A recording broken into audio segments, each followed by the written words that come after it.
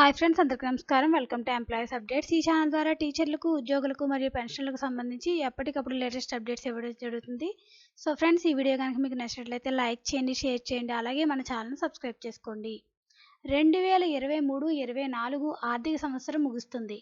ఇంకొన్ని రోజులే ఉంది. ఆర్థిక సంబంధిత పనులన్నీ చేసుకునేందుకు మార్చి 31 ఆఖరి తేదీ.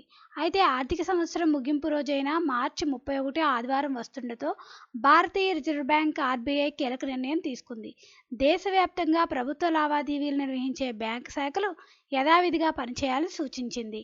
ఆర్బీఐ సాధారణంగా ఎప్పుడైనా మార్చి 31 ఆర్థిక సంవత్సరం ముగిసిన తర్వాత ఏప్రిల్ 1న బ్యాంకులకు సెలవులుగా పరిగణిస్తుంటాయి.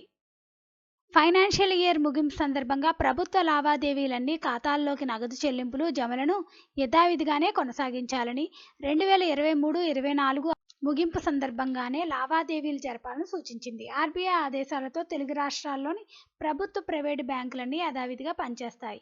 ప్రభుత్వ బ్యాంకులతో పాటు ఆర్బీఐ పరిధిలో ట్రాన్సాక్షన్స్ నిర్వహించే షెడ్యూల్ బ్యాంకులు తమ శాఖల పనివేళల్లో లావాదేవీలను యథావిధిగా కొనసాగించాలని సూచించింది. ఇప్పటికే బ్యాంకింగ్ కార్యకలాపాల నిర్వహణ కోసం మార్చి 31న ప్రభుత్వ కార్యకలాపాలకు సంబంధించి అన్ని శాఖలను తెరిచి ఉంచాలని ఏజెన్సీ బ్యాంకులకు స్పష్టం చేసింది ఆర్బీఐ. సాధారణంగా ప్రతి నెల 2, 4 శనివారాలు, ఆదివారాలు బ్యాంకులకు సెలవు ఉంటుంది.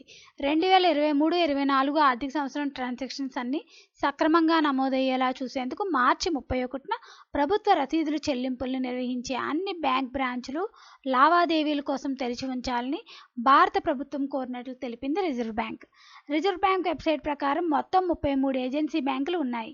Bank of Baroda, bank of India మరియు bank of Maharashtra, Canara bank, central bank of India, Punjab and Sindh bank of India వంటి షెడ్యూల్డ్ పబ్లిక్ సెక్టార్ బ్యాంకులు ఉన్నాయి. మరోవైపు ఇదే ఏజెన్సీ బ్యాంకు లిస్టులో Axis bank limited, City Union bank limited, DCB bank, federal bank, HDFC bank, ICICI bank, IDBI bank, IDFC first bank, Indus ఇండ్ bank, అలా కొన్ని బ్యాంకింగ్లు, Tamil Nadu marketing bank సహా foreign bank, DBS bank India limited కూడా యథావిధిగా మార్చి 31న పనిచేస్తుంది. ఈ నెలలో ఆదివారం కూడా బ్యాంకులు పనిచేస్తాయి ఫ్రెండ్స్. దీనికి సంబంధించి ఎటువంటి అప్డేట్ వచ్చినా మన ఛానల్లో తెలియజేయడం జరుగుతుంది. ఈ వీడియో కనుక మీకు నచ్చినట్లయితే లైక్ చేయండి, షేర్ చేయండి, అలాగే మన ఛానల్ సబ్స్క్రైబ్ చేసుకోండి. Thanks for watching this video.